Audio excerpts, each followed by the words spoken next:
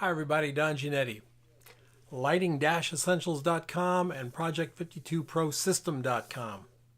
You know, my last video, the one I just before this one, I was showing some photographs from back in the 80s. I showed one from each decade, and I was thinking about that decade and how things got different back then, and how going into the 90s things changed for me. And I think one of the biggest things that changed for me is camera. All through the 80s, I shot Nikon F and two F2s. That was what was in my bag.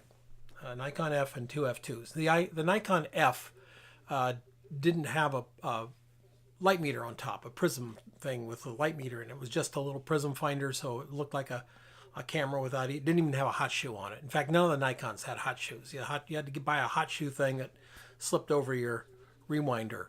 It's really convenient. It was awesome. Things you can lose on the shoot. Anyway, so I was shooting Nikon. I was Mr. Nikon. I think I had Nikon everything, and just loved it. And I got an F3, and that became my absolute go-to camera. It's still one of my favorite cameras of all time, ever. I love it.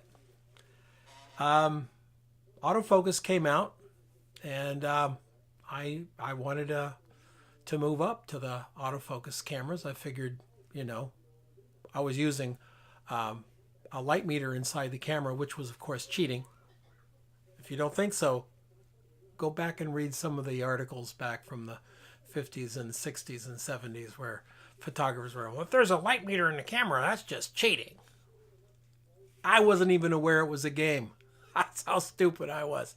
Anyway, got the F3, fell in love with it. Absolutely, to this day, it's still one of my favorite cameras. It's sitting on the shelf back over there. So I go down to Joey's, Tempe camera here in Tempe, Arizona. I go down to Joey's, and I want to buy an F4. And Joey comes out and gives me an F4, and I kind of hold it, and I look at it, and I keep looking at it, and I just hated the hell out of it. I didn't like it. I just didn't like it. And I don't know why. I mean, part of it was it's much bigger than the F3. It's a real chunky camera. And it was like waking up and thinking that maybe you don't like one of your children. I mean, it was really that bad. I was like, what the hell's wrong with me kind of thing. So I went home and didn't go back to Tempe camera for like another week. And I went back again, and I held it again, and I just didn't like it. And Joey said, he said, have you looked at the Canons? And I'm like, no. My friend of mine's got Canon. It's a Canon F. The Canon F's aesthetic was a brick. Okay? It was like a brick with a lens on it. Big steel frickin' brick. Had a little viewfinder on a brick. Sharp corners. I mean, it had the ergonomics of a brick. Have I made myself clear? I think I have. Anyway, I didn't like it at all. So he says, no. They got this new camera out. It's been out for a while. It's called the EOS. Let me grab my EOS.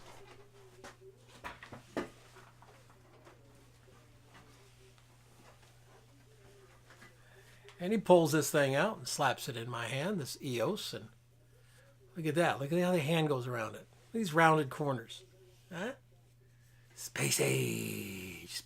Anyway, so I dropped a big old wad of cash there at Joey's. I got a 20 to 35 zoom, 21 to 35, I believe, or 20 to 35. It was the very first zoom. They discontinued it, and went to 16 to 35. I think it was a 20 to 35. It's broken up there somewhere, but it was an L lens, and I got the 80 to 200 L lens, and just absolutely loved it. Bought a couple of other lenses during the time of 50. A couple of other things. But only when I went digital did I buy a few more. I got the 135 f2. I got the 85 1.8. I got the 100 2.8. I got a bunch of different lenses for Canon. But I really like this curved camera.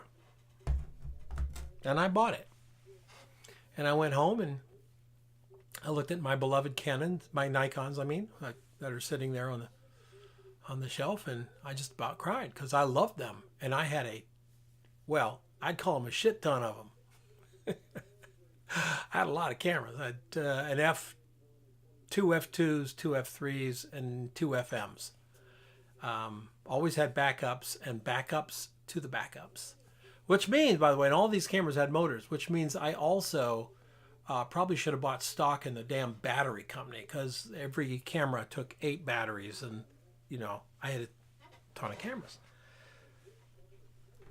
Fast forward, 2017, 2016, resurgence in my interest in film for a lot of reasons, some of which is handmade. I'm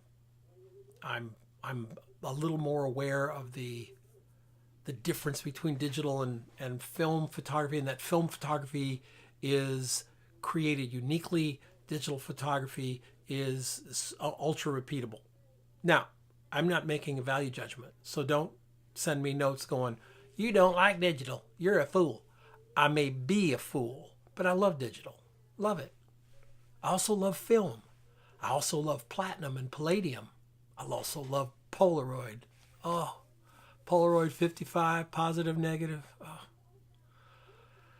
Man, they just didn't make stuff like that very often. That's amazing, amazing stuff. So anyway, fast forward, and I pick up an F4. And all of a sudden, I love this damn thing. I do not know what I didn't like about it. I mean, it's still big, freaking heavy camera. It's a third bigger than my my DF, digital Nikon. Some people refer to the DF as the grandpa cam. I refer to those people as gives a shit. I love the DF. I love this camera too.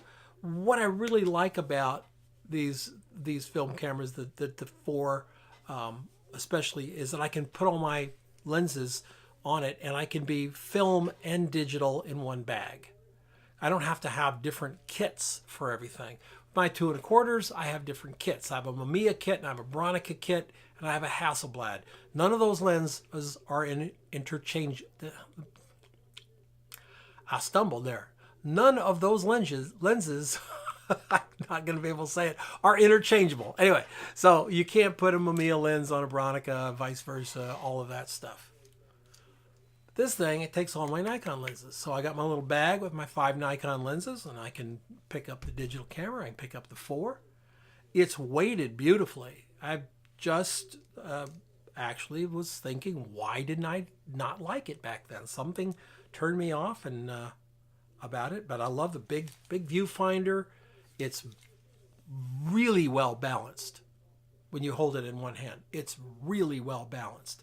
This curve comes right down and fills your hand so beautifully. The way you put batteries in it is archaic as hell, but they wanted to make it so that the batteries could kind of fit up in the camera. So this section of the motor wasn't as deep as the old motors. The old motors are, you know, like that deep. You know, they're big, about a third, or if not half, the size of the camera dropping down. So it really made the camera much bigger. This is a camera with a motor, and it's just a little bit bigger than the camera by itself. The F4 has 8 thousandths of a second shutter speed, which was huge. The F3 has a 2 thousandths of a second shutter speed. Or is it 4? 2 or 4? 2 or 4? Where are you, little buddy? Where are you up here? 2. Yeah, 2 thousandths of a second shutter speed, which means if you're shooting at ISO 100, you have a 2 thousandths of a second shutter speed. You can't shoot 2.8 in the sun. 2.8 in the sun is 1/3200th of a second. This one I can shoot 2.8. I can almost shoot f2. I could shoot 2.2, I guess. with this because I've got 8,000s. Oh, no, I could shoot f2. That's right, I got 8,000 a second. So it really, really extended depth of field capabilities in full sun to have that kind of shutter speed. It's got all the bells and whistles that I really, really liked. It has no film advance. That was taken off of the F4 because it was built, it came with the motor. The F3 has the optional film advance. And sometimes it's nice to take the motor off and just really kind of think through it, take that camera away, advance the film, put it up, a little more Zen-like, a little more careful with what you're doing. Anyway, this is a fantastic camera. Literally, you'll fall in love with shooting this camera. It's awesome. I'm looking right here on eBay. I'm seeing them now. Buy it now in excellent condition for $289, mint condition $289, great condition $140. No, I'm sorry, that's a bid. Where I'm looking for buy it now. $300 with a 55mm lens, very good lens. $189, excellent condition. So for under $250, you could add one of these bad boys to your kit and have film as well as digital. So just something to think about. I love my F3. I did a little video on the F3 that you can look for. But this is the F4. It's a great camera. I wonder what the F5s are going for. I never even looked at the F5s. I don't think I've ever even held an F5. And they're going for $350, $450, $246. Here's one in mint condition, $375. So if you want to go up the next model up, you could still do it for under $400. But you can get one of these for under $200. Throw it in your Nikon bag. A couple of rolls of great film, T-Max 100, T-Max 400, whatever, black and white, whatever you want to shoot, color, and have that analog experience now and then. It's really fun. Anyway, that's the Nikon F4, one of my very favorite cameras to shoot. Don't get a chance to shoot it enough. Need to do that more. Don't we all? See you next time.